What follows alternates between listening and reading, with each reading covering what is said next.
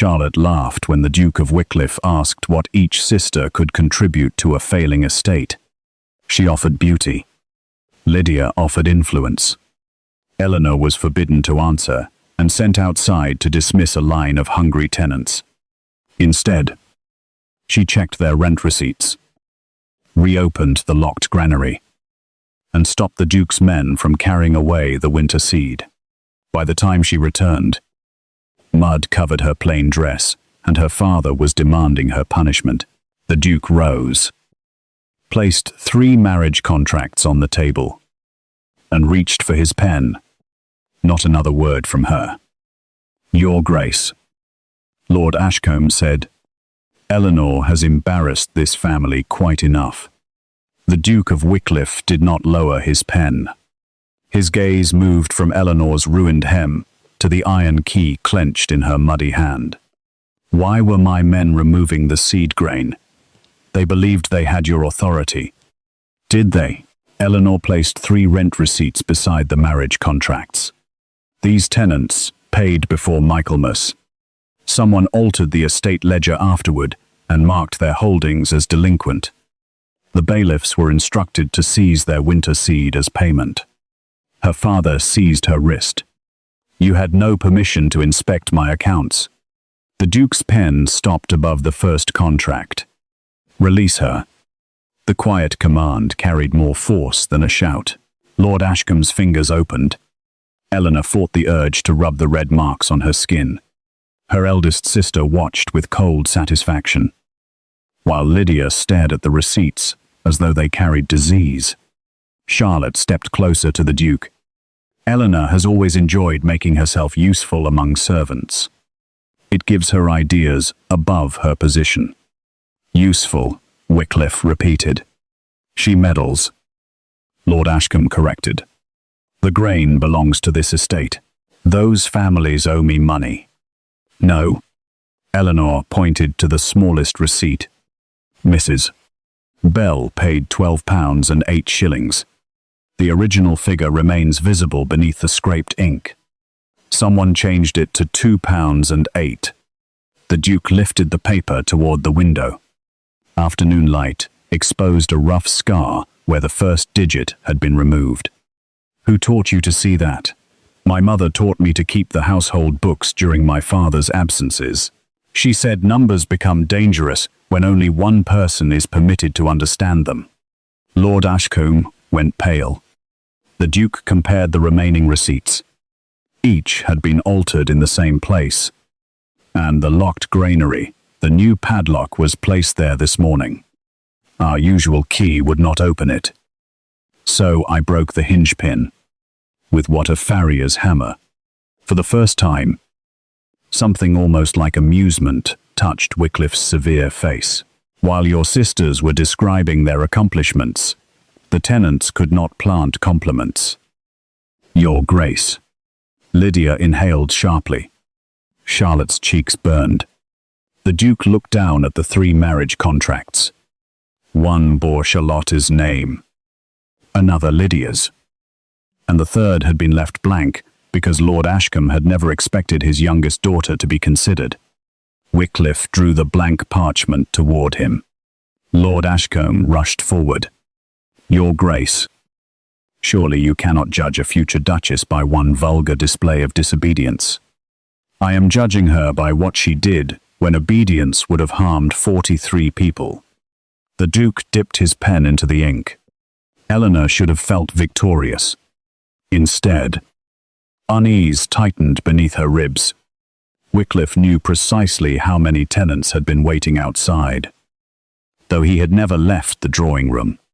"How did you know there were 43? She asked. His pen remained motionless. Everyone in the room turned toward her. The Duke's grey eyes hardened. "Because I received a report claiming 43 families had refused their rents." "Signed by whom? By your father's steward." Eleanor looked at Lord Ashcombe. A bead of sweat slipped from his temple despite the cold room. Wycliffe wrote her name across the empty contract. Lady Eleanor Ashcombe. Charlotte made a broken sound. Lydia dropped into her chair. Their father stared at the parchment as though it were a death sentence. "I will marry the woman who protected my tenants before she knew I was watching," the Duke declared, "not the women who performed after they knew." Eleanor did not curtsy. "And if I refuse?" That question surprised him more than the forged accounts had. "Then the contract remains unsigned," Wycliffe said after a moment. "I require a duchess, not a prisoner." Before Eleanor could answer, her father leaned over the table and pressed both hands upon the contracts. A dark fragment of sealing wax fell from his sleeve. Eleanor recognized the crooked griffin stamped upon it. It was the same false seal attached to the order authorizing the seizure of the winter grain. Her father covered it with his palm. But the Duke had already seen Eleanor's face change. "Open your hand." "Lord Ashcombe," Wycliffe said. Her father did not move.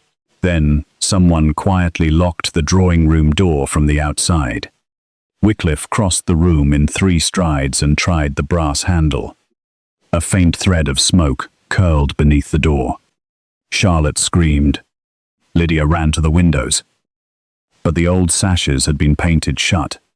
Eleanor did not waste breath on panic. The morning room had once been her mother's estate office, and Lady Ashcombe had shown her every flaw in it, including the narrow coal hatch concealed behind the tapestry. Eleanor tore the fabric aside. Heat already pressed through the corridor wall. "There is a service stair behind this panel. It opens beside the still room."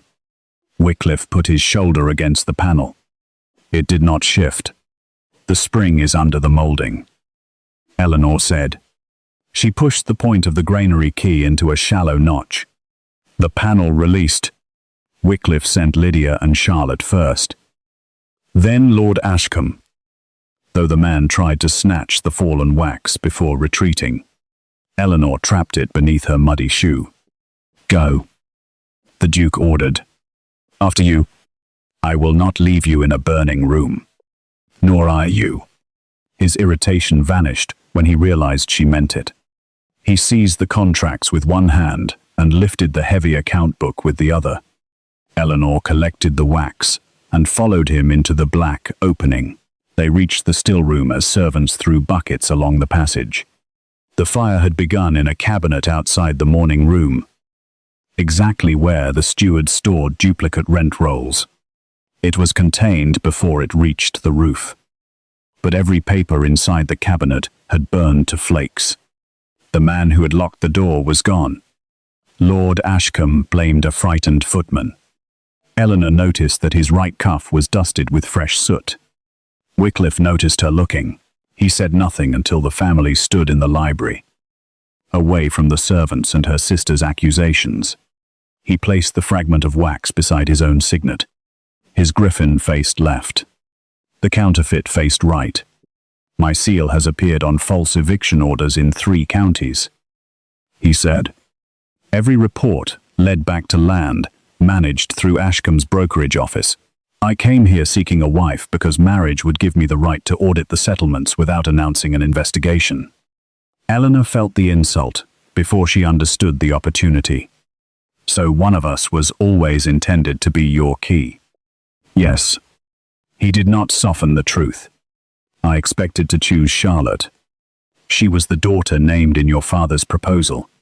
And now you prefer a different tool." His jaw tightened. "You are not a tool. You knew nothing about me an hour ago. I know you risked your father's anger for people who could offer you nothing. I know you read an altered account faster than my solicitor. And I know you found a way out while the rest of us were still arguing with a locked door." He pushed the unsigned contract toward her. "But you are correct. That is not enough for a marriage. Take 3 days. Ask me anything. If your answer is no, I will still protect the tenants and investigate the fraud." Eleanor looked through the library window. Mrs. Bell and the other families were dividing the recovered seed into sacks beneath the supervision of the farrier. If Eleanor remained, her father would close the granary again as soon as the Duke departed. If she accepted, she would enter a household whose master had approached marriage as an instrument of inquiry. Neither choice was safe. "I have one condition," she said. "The 43 families keep their grain, regardless of what the ledgers claim." Wycliffe removed his signet and pressed it into clean wax beneath a written order. "Done. A second condition. I inspect every account connected to my mother's marriage settlement." Lord Ashcombe, listening from the doorway, went utterly still. The Duke saw him. "Done." Eleanor picked up the pen. Her hand trembled only once. She signed beneath her name. Not because a duke had chosen her, but because someone had tried to burn 4 people alive to conceal a set of numbers. Before the ink dried, Lord Ashcombe turned and fled the library. 3 mornings later, Eleanor married Nathaniel Harcourt, Duke of Wycliffe, in the village church. Charlotte refused to attend. Lydia came only to witness the settlements and wore black as though mourning. Lord Ashcombe stood rigid beside the altar, his burned cuff replaced and his expression carefully blank. Nathaniel made no romantic vow beyond those required by the service. But when Eleanor's father moved to give her away, she stepped forward alone. Nathaniel understood. He offered his hand without claiming her arm, and she chose to take it. Their journey north lasted 4 days. Nathaniel did not fill the carriage with questions, and Eleanor did not perform gratitude. Instead, he gave her copies of every suspicious report his solicitor had gathered. The false orders followed a pattern. Tenants were declared delinquent shortly before planting or harvest. Their seed, wool, or grain was seized at a low official value, then disappeared before reaching Wycliffe's storehouses. The losses were small enough to escape notice individually. Together they exceeded £9,000. Your chief land agent approved these transfers. Eleanor said on the second evening, "Mr. Crowther served my father before he served me." Nathaniel replied, "He also carried me off the field at Badajoz. I have trusted him with my life. Trusting him once does not make every figure true forever. I know." Yet the way he folded the report told her that knowledge had not reached belief. On the 3rd night of the journey, they stopped at a coaching inn, where Nathaniel's injured leg locked so sharply that he could not climb the stairs. He dismissed his valet and tried to cross the private parlour without assistance. Eleanor moved a chair into his path before he fell. "Sit." Duchesses generally phrase commands as requests. Injured dukes generally pretend pain becomes invisible if no one names it. He sat. She heated a folded cloth at the hearth, not touching him until he gave a reluctant nod. The old wound came from the battle where Crowther had carried him through gunfire after Nathaniel's closest friend abandoned the line. A man learns who deserves trust when retreat becomes possible, he said. Eleanor wrapped the cloth around his knee. A battlefield may reveal courage. It does not certify every future choice. He studied her bent head. "Do you distrust everyone?" "No.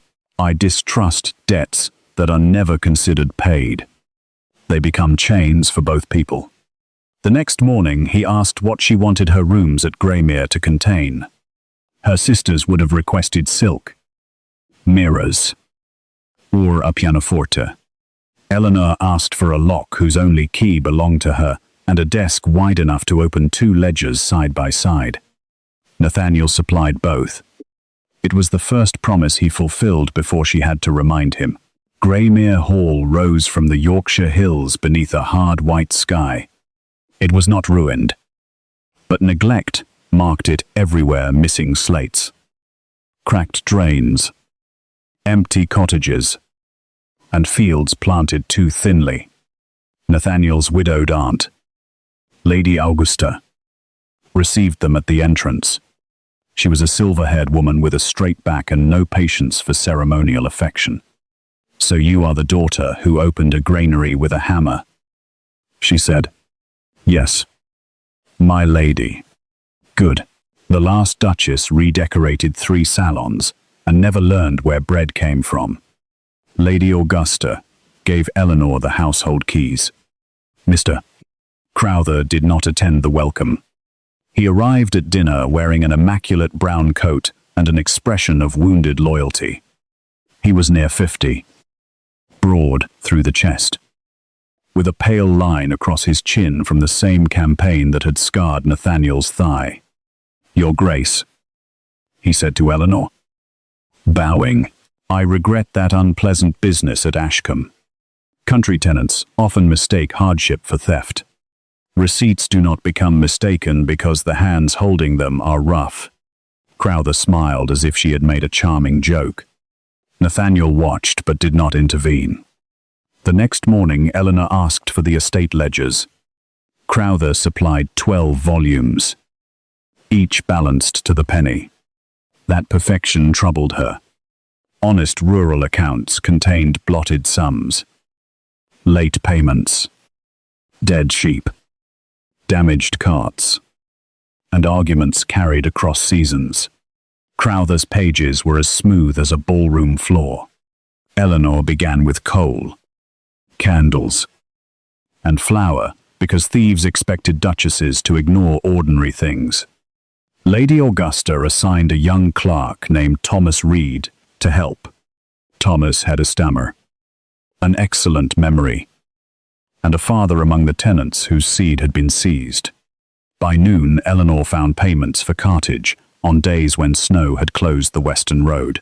By evening, she found 3 carriers who did not exist in parish records.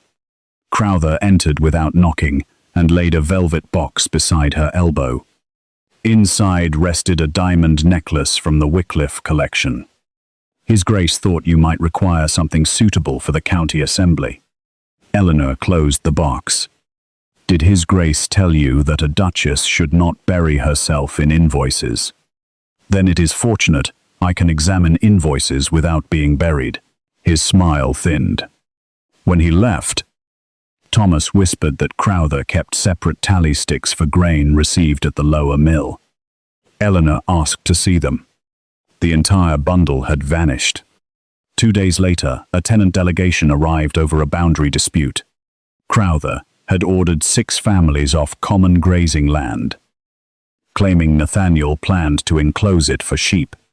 The tenants carried no documents, only a split hazel tally kept by their late reeve. Eleanor matched its notches against an entry in a household survey her mother had copied years earlier for Lord Ashcombe's brokerage work. The common rights were valid for another 19 years. She reopened the pasture and calculated that shared grazing would preserve 40 breeding ewes through winter. The result was measurable. No family lost its flock. And the estate avoided the cost of feeding Crowther's newly purchased sheep. At dinner, Nathaniel praised Crowther for resolving the dispute. The agent accepted the credit. Eleanor set down her fork. "Mr.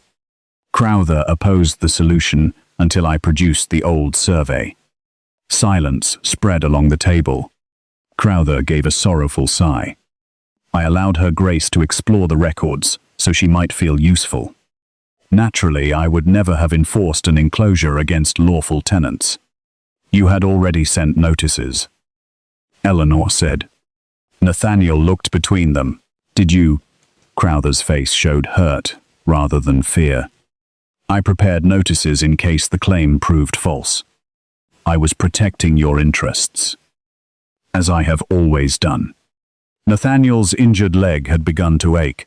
Eleanor could see it in the tension beneath his eyes. He ended the argument without deciding it. "No notices will be served. The pasture remains common." It was a victory. But Crowther left the room knowing exactly how dangerous she might become. That night, someone searched Eleanor's desk. Nothing obvious was taken. The papers had been returned too neatly. and the dust around the lock bore a crescent scratch. Eleanor moved her notes into the linen room, where Mrs. Pritchard, the housekeeper, kept inventories in a locked cedar chest. She also began making 2 copies of every calculation. Lady Augusta taught Eleanor which servants had been hired by Crowther and which families had served Greymere before him. Thomas brought his father's half of the grazing tally and explained that every estate bargain once produced 2 matching sticks, one kept by the tenant and one by the steward. Crowther had ordered the estate halves burned as outdated clutter. Eleanor collected the surviving tenant halves instead. Their notches showed that seized grain amounts never matched the debts entered in Crowther's books. She organized the pieces by village inside labeled linen rolls, turning objects dismissed as peasant scraps into a second account system. One tally bore a shallow griffin pressed into its end. Thomas said Lady Ashcombe had marked it during her visit 7 years earlier, so she could recognize the family's copy. Eleanor held the small piece of hazel wood as if it preserved the warmth of her mother's hand. The mark faced left. Crowther's false seal faced right. She did not yet know how the tally and seal belonged to the same chain, only that her mother had been comparing them before she died. Lady Augusta offered to remove Eleanor from Greymere until the danger passed. Safety purchased by abandoning the records would leave every witness exposed. Eleanor said, "Then, I suppose," Augusta replied, tying the linen rolls herself, "we shall make danger do more work to find us." One went to Lady Augusta. The other she stitched inside the cover of her mother's household book. Nathaniel discovered her in the linen room near midnight. "Are you hiding accounts among bedsheets? No one who steals £9,000 will voluntarily count pillowcases." He leaned against the doorframe, fatigue loosening his formal restraint. "Crowther believes you accused him at dinner." I corrected a lie. "He saved my life. And perhaps he believes that purchase entitles him to the rest of yours." Anger flashed in Nathaniel's face, then disappeared beneath discipline. "You judge him quickly. You judge him slowly." Eleanor expected him to order her back to her rooms. Instead, he entered and closed the door. "Show me what you found." They worked until the candles guttered. Eleanor placed delivery dates beside weather records, mill receipts, and stable logs. Nathaniel recognized the names of soldiers Crowther had hired as carriers. 4 were dead. 1 lived in Leeds and had never owned a cart. Nathaniel's certainty fractured, but did not break. "This proves false billing," he said. "Not that Crowther created it. No, it proves someone with access to his accounts expects your loyalty to shield them." Nathaniel looked at the careful copies hidden among linen lists. "You expected me not to believe you. I expected you to require proof. There is a difference. Only after the proof is heard." He had no answer. The following week, Eleanor reorganized the winter stores. She negotiated directly with local suppliers, ended 3 inflated contracts, and reopened an abandoned bakehouse so tenant widows could earn wages, producing bread for the estate. Costs fell by 1/5 without reducing rations. Crowther announced the savings at the monthly council as his own reform. This time, Nathaniel interrupted. "The proposal bears my wife's handwriting." Crowther laughed. Her Grace offered suggestions. I made them practical.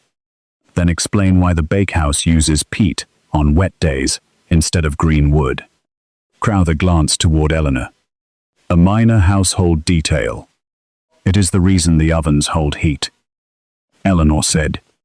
Nathaniel's gaze remained on the agent. "You cannot explain the reform you claim to have designed." Crowther's humiliation was quiet but complete. After the council, he found Eleanor alone in the chapel passage. His Grace will tire of being corrected by his wife. Then he may correct me when I am wrong. You think this is about a few sacks of grain. Your mother thought the same. Eleanor stopped. Crowther continued walking before she could question him. Her mother had died 7 years earlier after a carriage overturned on the road from Graymere. Lord Ashcombe always said she had been visiting a sick cousin. Eleanor now searched the guest books and found Lady Ashcombe's name. Her mother had spent 3 weeks at Graymere, examining estate settlements for Nathaniel's late father. The final page of her notes had been cut away. Before Eleanor could tell Nathaniel, the county magistrate arrived with 2 constables.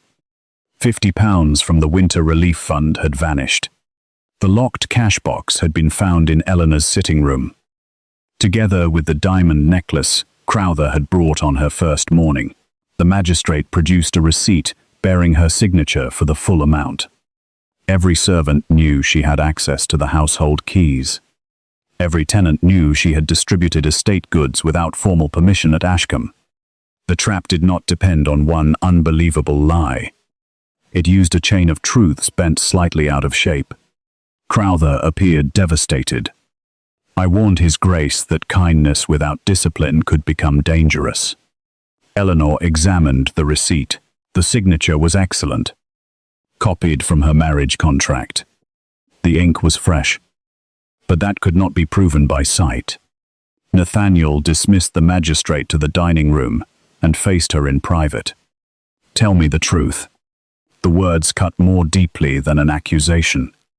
You mean tell you that I did not steal it?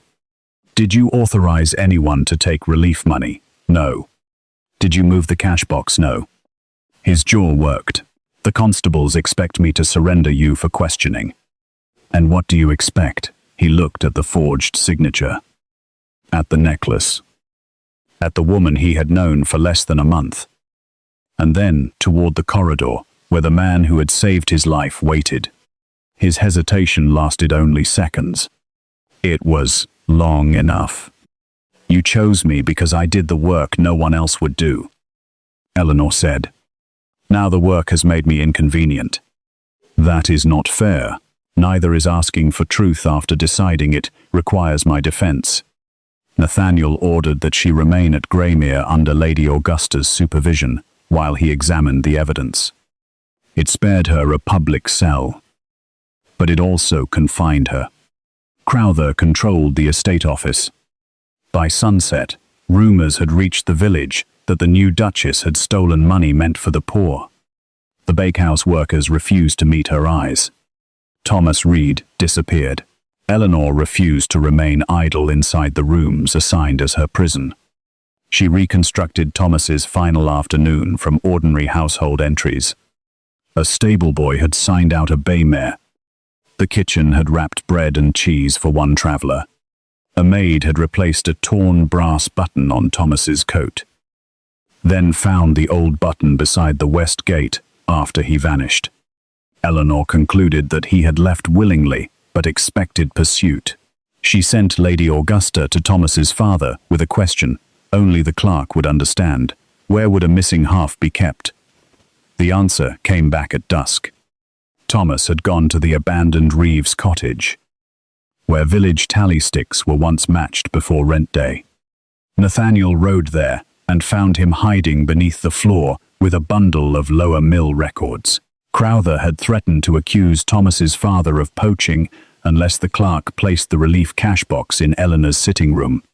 Thomas obeyed, then stole the carrier list in shame. The list connected the non-existent transport firms to men paid through Crowther's private account. But Thomas feared his coerced act made any testimony worthless. Eleanor met him under Lady Augusta's supervision. You helped frame me, she said, refusing to make the truth smaller. You also returned with records that may protect the same families used to threaten you. Both facts will be heard. Thomas began to cry. She did not absolve him. She gave him a clean sheet and asked him to write exactly what happened, including the part that harmed her. His signed statement became their first protected witness record. Copies went to a York solicitor. the parish rector, and Mrs. Bell, ensuring no single fire could erase it. Nathaniel spent the night questioning servants. At dawn, he entered the east sitting room and found Eleanor taking the cash box apart with a kitchen knife. The magistrate sealed that. Then he may complain after I prove it was never opened with my key. She lifted the brass plate. The inner bolt carried a smear of blue grease used on mill machinery. Not household locks. One screw was newer than the others. Someone had removed the back plate, placed the money inside, and replaced it without disturbing the keyhole. Nathaniel crouched beside her. Crowther oversees the lower mill. So do 12 workers. This is not enough. She repeated his own standard without cruelty. He flinched. Beneath the plate, she found a curl of coarse red wool caught around the screw. Crowther's mill carriers wore grey. The reservoir keepers wore red. Before they could follow the clue, the estate bell began to hammer. A rider had come from Low Beck. The upper reservoir was rising against its winter gate, while the spill channel below had been packed with stone. If the gate failed, water would tear through 3 tenant villages and the lower mill. Crowther insisted the reservoir keeper had neglected repairs and urged immediate evacuation. Eleanor studied the map brought by the rider. The threatened villages lay below the eastern bank, but the missing grain warehouses stood beyond the western spill channel. Someone had blocked the safe outlet to force water east and destroy the homes. Rent rolls and witnesses while leaving the warehouses untouched. The main gate has not failed, she said. It has been chained shut. Crowther's eyes narrowed. You cannot know that. A neglected gate leaks as pressure rises. The rider reports dry masonry below it. She pointed to the map. Only a sealed gate would hold completely. Nathaniel ordered horses. Crowther caught his arm. You would risk hundreds of lives on the judgment of a woman accused of theft. The room became still. Nathaniel removed Crowther's hand. I already risked her freedom on the judgment of a man I was afraid to doubt. I will not repeat the error. He placed his authority behind Eleanor's plan. If she was wrong, the villages would flood and his tenants would die. If he was wrong to trust her, the county would call him ruled by a criminal wife. They rode through freezing rain to Low Beck. The reservoir shuddered behind its stone embankment. No water passed the main gate. Eleanor found fresh cart ruts leading to the control house and blue machine grease on the chain housing. The keeper lay unconscious inside, struck behind the ear. His red wool coat had been torn at the cuff. Eleanor understood the fibre in the cash box. The same intruder had brushed against him while taking his duplicate tools, then planted a strand during the framing. Nathaniel and 2 labourers attacked the chain with hammers. It would not break. Pressure cracked the eastern masonry, sending a thin jet over the village road. Crowther shouted that they must flee. Eleanor remembered her mother's survey notes. Older reservoirs had inspection culverts beneath the western bank, sealed when new gates were installed, but rarely filled completely. She found the entrance behind thorn scrub. It was scarcely wide enough for a person. The release wheel can be reached from below, she said. Nathaniel looked at the black tunnel and then at his injured leg. I will go. You cannot turn sideways through the narrow section. Then one of the men. They do not know which brace holds the wheel. She had studied the engineering sketch in her mother's book. Nathaniel caught her shoulders. If the bank shifts, that tunnel becomes a grave. If we wait, the village becomes one.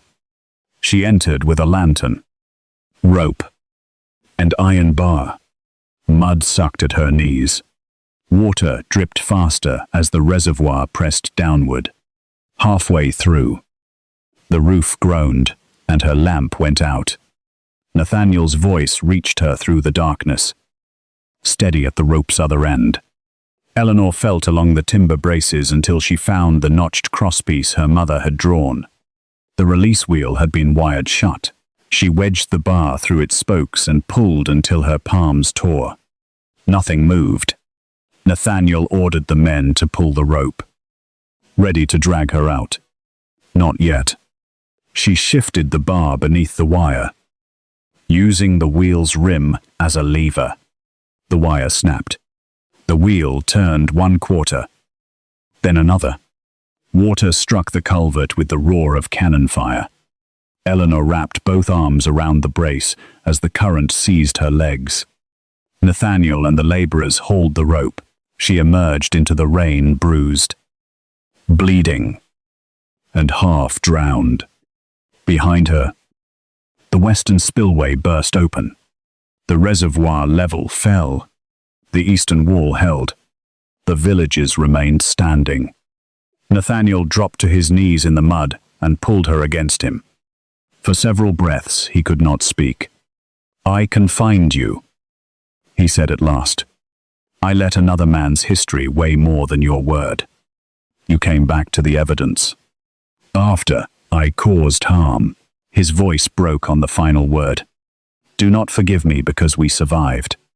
Eleanor looked at the terrified villagers, the unconscious keeper, and Crowther edging toward his horse. "I have no intention of deciding anything today." Nathaniel almost smiled. Good. He sent 2 men to detain Crowther, but the agent had already mounted. Thomas Reed appeared on the road with a pistol pointed at Crowther's chest. The young clerk's hand shook, but his voice did not. "You told them I stole the tally sticks." Crowther wheeled his horse toward the fields. Nathaniel's riders caught him before the boundary wall. In Crowther's saddlebag they found a blue-greased wrench, a coil of wire, and a key to the reservoir house. They did not find the missing relief money or the original grain ledgers. The evidence proved sabotage, but Crowther insisted Thomas had planted the tools. Lord Ashcombe arrived at Greymere 2 days later with a London solicitor and an order from the county magistrate. As Eleanor's father, he claimed concern for her safety and demanded that Nathaniel set aside the marriage on grounds of coercion and fraud. If annulled, Eleanor's signature on the settlements would become invalid, and Ashcombe's brokerage agreements could be withdrawn before audit. His timing revealed his purpose. But purpose was not proof. Crowther was released pending a formal hearing because the magistrate served on a bank board indebted to Lord Ashcombe. Nathaniel dismissed the magistrate from Greymere and thereby challenged county authority. The decision cost him his appointment as Lord Lieutenant and placed the estate under threat of Crown inspection. "You should not have sacrificed the office for me," Eleanor said. "I did not sacrifice it for you alone. A man who sells justice to your father should not command it over anyone." That answer moved her more than a declaration would have. During Crowther's brief detention, Thomas had learned where the false carrier records were kept in an abandoned wool warehouse beside the western spillway. Eleanor, Nathaniel, Thomas, and Lady Augusta searched it at night before Ashcombe's men could clear it. Behind stacked fleeces they found hundreds of sacks marked as seized rent, along with a press for copying Nathaniel's seal. A narrow ledger recorded payments to Crowther and an unnamed partner identified only by the letter A. The earliest entry was dated 7 years before, the month Eleanor's mother died. Lady Ashcombe had discovered the first diversions and arranged to carry proof to Nathaniel's father. Her carriage axle failed on the return road. Eleanor stared at the entry until the numbers blurred. Nathaniel did not tell her what she must feel. He stood beside her while she chose to keep reading. At the bottom of the page her mother had written a line in the margin. "The griffin. The griffin looks the wrong way because the mold was taken from a reflection." It was the contradiction Eleanor had noticed on the wax at Ashcombe. She knew. Eleanor whispered. And she left this where someone honest might find it. A door slammed below. Smoke spread between the floorboards. Crowther had followed them. The warehouse's outer bars dropped into place, trapping all four inside as flame climbed the dry wool. Nathaniel smashed a window, but iron mesh covered it. Thomas found a loading chute scarcely wider than a grain sack. Eleanor sent the ledger down first inside her cloak, then ordered Thomas and Lady Augusta through. Nathaniel refused to go before her. Burning rafters fell across the stairs. They reached the chute together. But Crowther waited below. He tore the cloak from Thomas as the clerk emerged and threw it into the fire. The ledger burned before Eleanor's eyes. Nathaniel jumped from the chute and fought Crowther in the snow. His damaged leg gave way. Eleanor seized the warehouse scale weight and struck Crowther's wrist before he could bring a knife down. Thomas and the carter bound him. But the proof against Lord Ashcombe had become ash. Crowther laughed through split lips. A daughter's accusation and a dead woman's scribble. That is all you have now. Eleanor watched the burning cloak collapse around the ledger. Something in his certainty felt excessive. Men destroyed proof when they feared what it showed. Crowther was behaving as though the destruction itself completed a plan. Then she remembered the narrow accounts, every payment written in identical ink. Every page smooth. No sand trapped near the spine. The warehouse ledger had not been 7 years old. It was a recent copy designed to implicate a vague partner and lure them into the fire. The true record existed elsewhere. He wanted us to find that book. She told Nathaniel after Crowther was taken away. Why? So we would stop searching. So my father could claim any accusation arose from a document conveniently destroyed. She thought of her mother's note. Written in the margin of a false ledger, Lady Ashcombe must have recognized the bait too. The sentence was not merely an observation. It was a direction, a mold taken from a reflection. Nathaniel's genuine seal faced left. The counterfeit faced right. Reflections reversed, not only images, but order. Eleanor laid the surviving warehouse inventory beside her mother's household book and read the carrier names backward. Their first letters formed a phrase, chapel glass. Graymere's abandoned family chapel contained a stained glass griffin facing right when viewed from inside, left when viewed from the graveyard. At dawn, Eleanor and Nathaniel removed the mirrored panel beneath it. Inside the wall rested an oilskin packet, wrapped in her mother's faded blue ribbon. The packet contained the original grain ledger, letters between Lord Ashcombe and Crowther, and the engraver's first invoice for the false seal. It also held Lady Ashcombe's signed statement. She had hidden the evidence before leaving Graymere. Fearing Crowther watched the roads, she sent Lord Ashcombe only a copied warning, hoping her husband would protect their daughters by ending the scheme.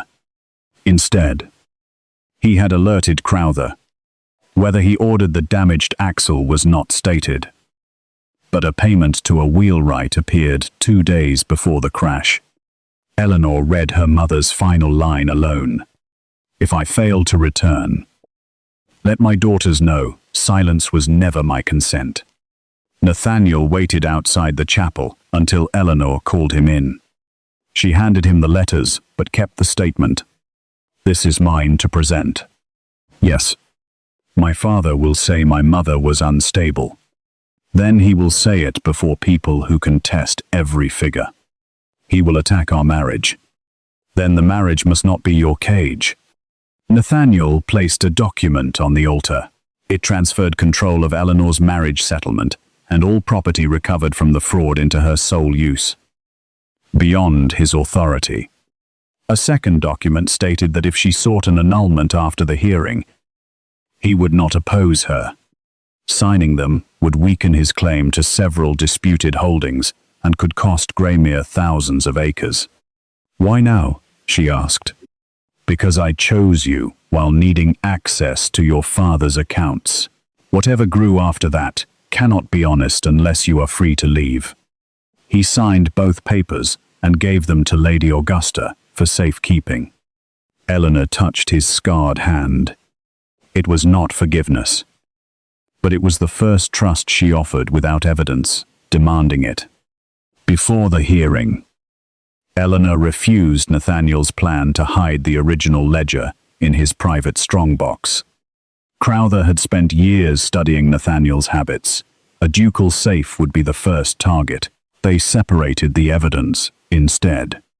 Lady Augusta carried the engraver's invoice to York.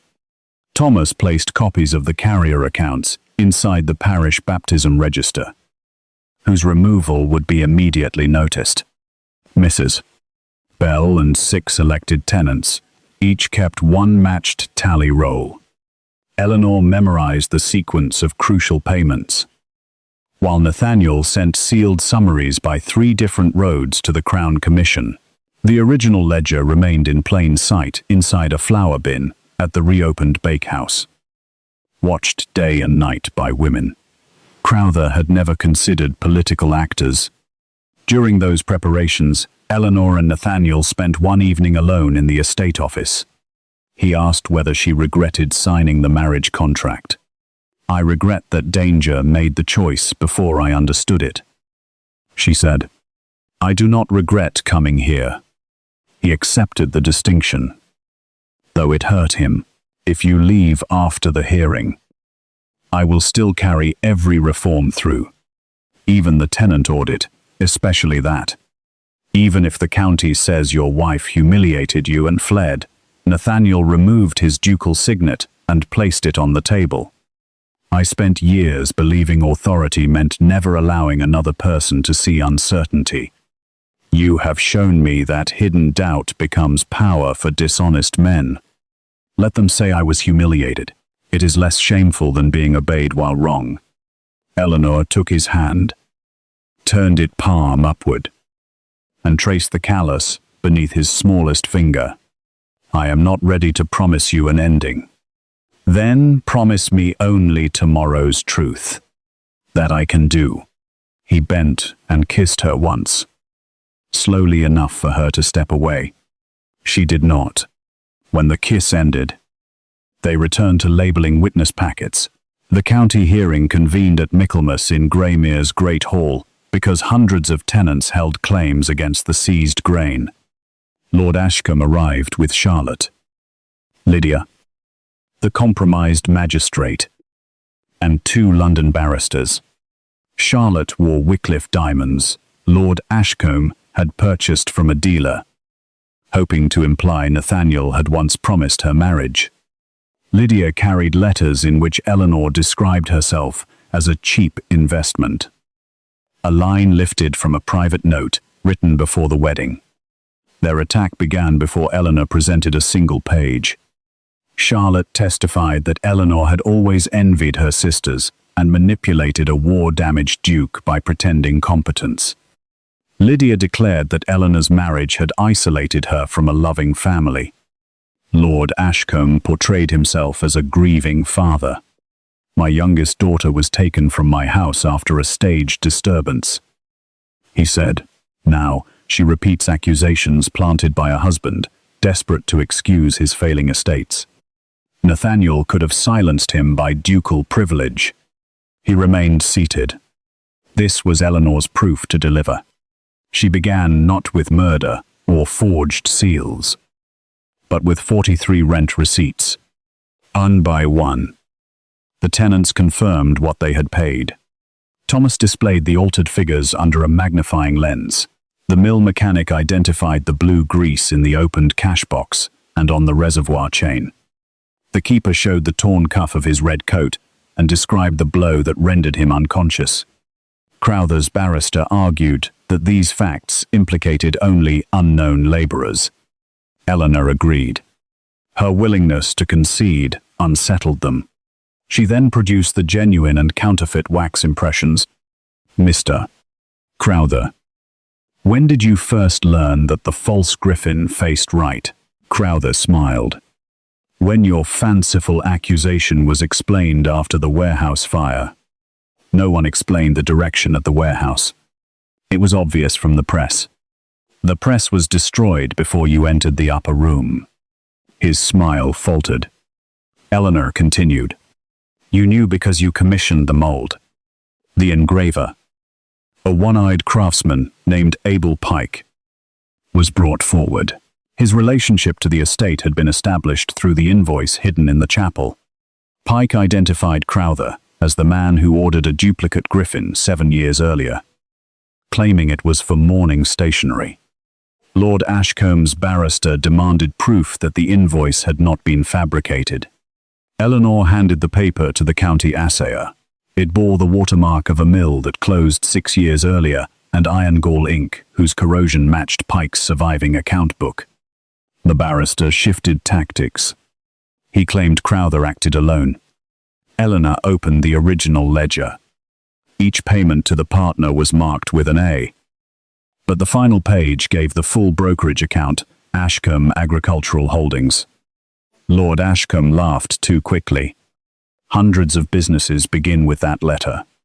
Yes, Eleanor said. That is why my mother did not rely upon a letter. She presented his correspondence with Crowther. One order instructed the agent to increase delinquency claims before every planting season.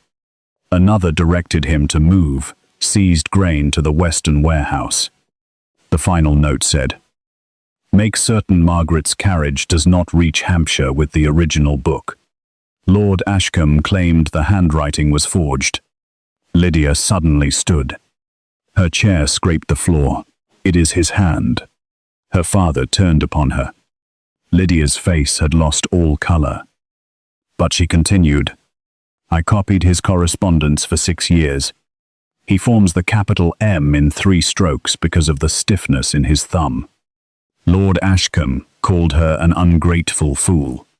That insult did what Eleanor's private appeals could not.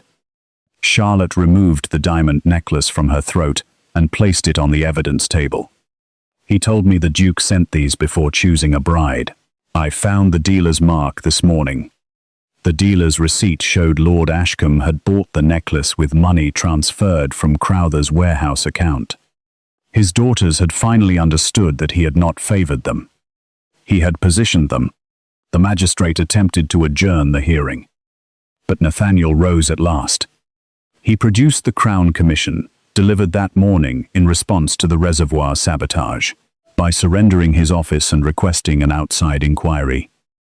He had removed the magistrate's authority over the case. 2 royal examiners entered the hall. Nathaniel had risked his title's influence to ensure the verdict did not depend upon it. Crowther saw the room turn and made one final attack. "Ask your precious Duchess why the relief money was found in her rooms." Eleanor lifted the cash box. "Because you needed an accusation plausible enough to separate the Duke from the only person comparing household records with land accounts. You opened the rear plate using a reservoir wrench. You carried fibers from the keeper's coat when you stole his key.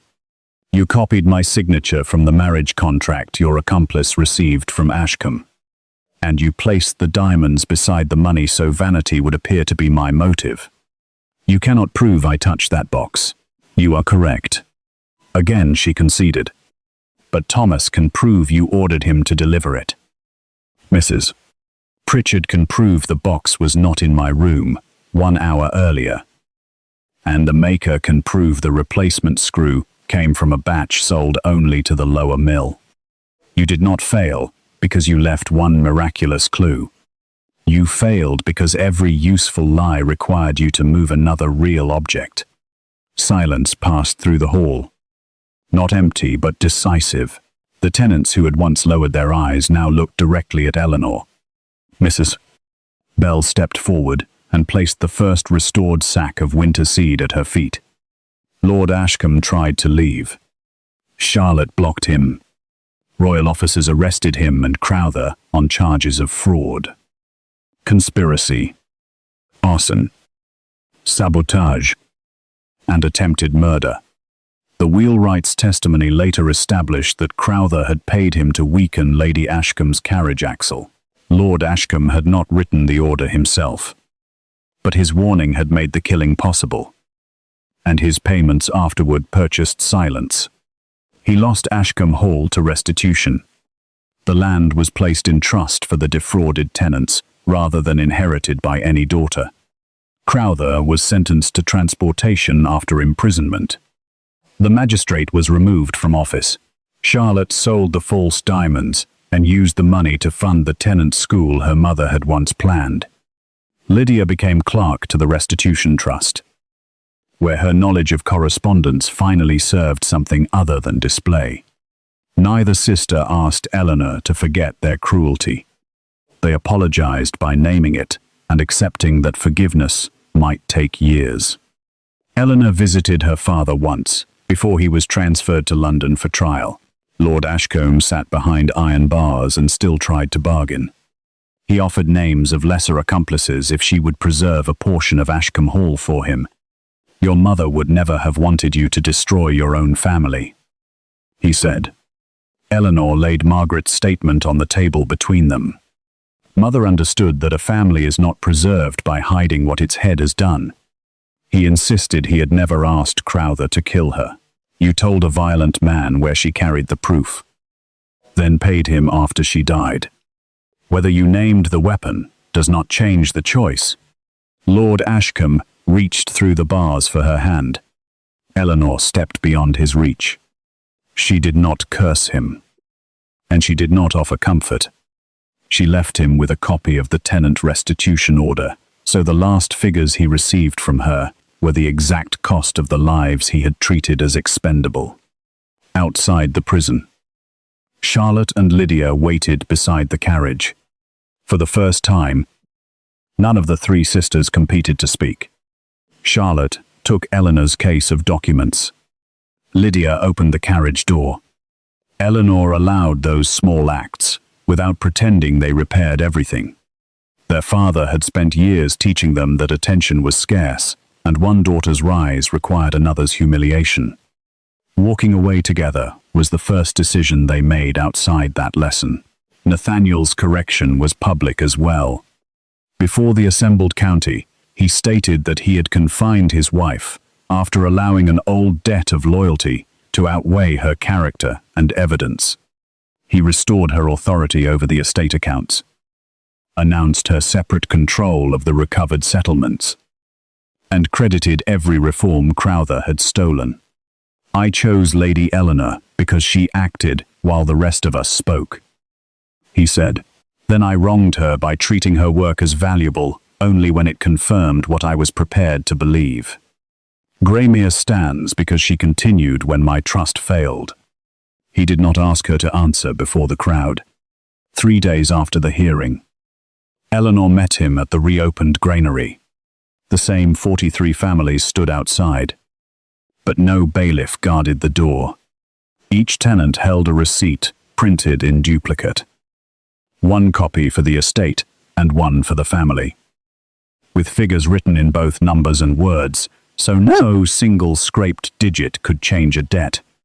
Nathaniel waited beside 3 documents on a plain wooden table: the marriage settlement under her control, the unopposed annulment pledge, and a proposal naming her co-trustee of every Wycliffe estate.